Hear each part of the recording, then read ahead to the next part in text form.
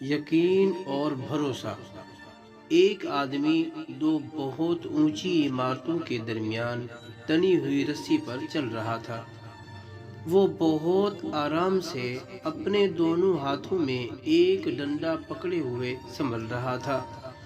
اس کے کاندھے پر اس کا بیٹا بیٹھا تھا۔ زمین پر کھڑے تمام لوگ دم سادھے کھڑے یک ٹک اسے دیکھ رہے تھے۔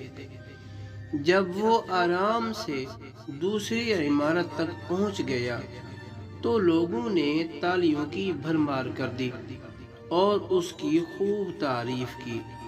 اس نے لوگوں کو مسکرا کر دیکھا اور بولا، کیا آپ لوگوں کو یقین ہے میں واپس اسی رسی پر چلتا ہوا دوسری طرف پہنچ جاؤں گا؟ لوگ چلا کر بولے، ہاں ہاں تم کر سکتے ہو۔ اس نے پھر پوچھا، کیا آپ سب کو بھروسہ ہے؟ لوگوں نے کہا، ہاں ہم تم پر شرط لگا سکتے ہیں۔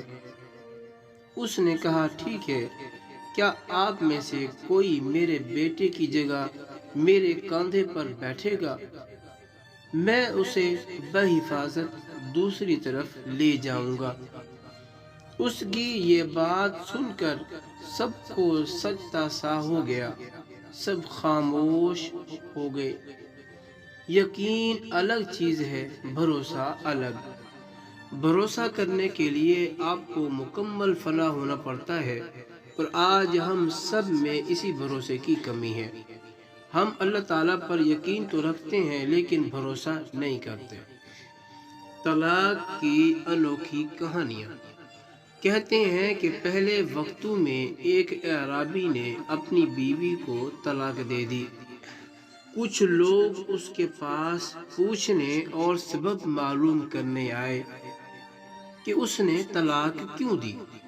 وہ کہنے لگا کہ وہ ابھی عدت میں ہے، ابھی تک وہ میری بیوی ہے، مجھے اس سے رجوع کا حق حاصل ہے۔ میں اگر اس کی عیب تمہارے سامنے بیان کر دوں تو رجوع کیسے کروں گا؟ لوگوں نے انتظار کیا اور عدت ختم ہو گئی اور اس شخص نے رجوع نہیں کیا۔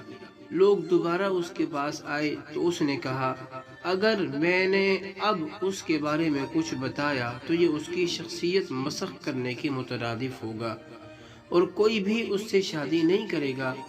لوگوں نے انتظار کیا حتیٰ کہ اس عورت کی دوسری جگہ شادی ہو گئی۔ لوگ پھر اس کے پاس آئے اور طلاق کا سبب پوچھنے لگے۔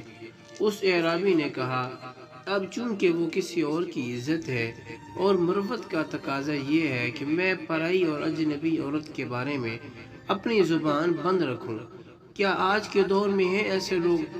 بلکہ کہیں رشتہ ہونے لگے تو بے شمار غلطیاں نکال کر بتا دیتے ہیں، اور تو اور طلاق دینے کے بعد کسی حرام خور عامل کے پاس جا کر اس پر جادو کروا دیتے ہیں کہ میں دیکھتا ہوں کون کرتا ہے تم سے شادی۔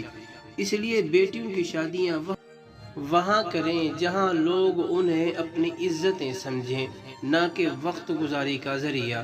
بات اچھی لگی ہو تو شیئر بے شک نہ کیجیے گا، عمل ضرور کریں۔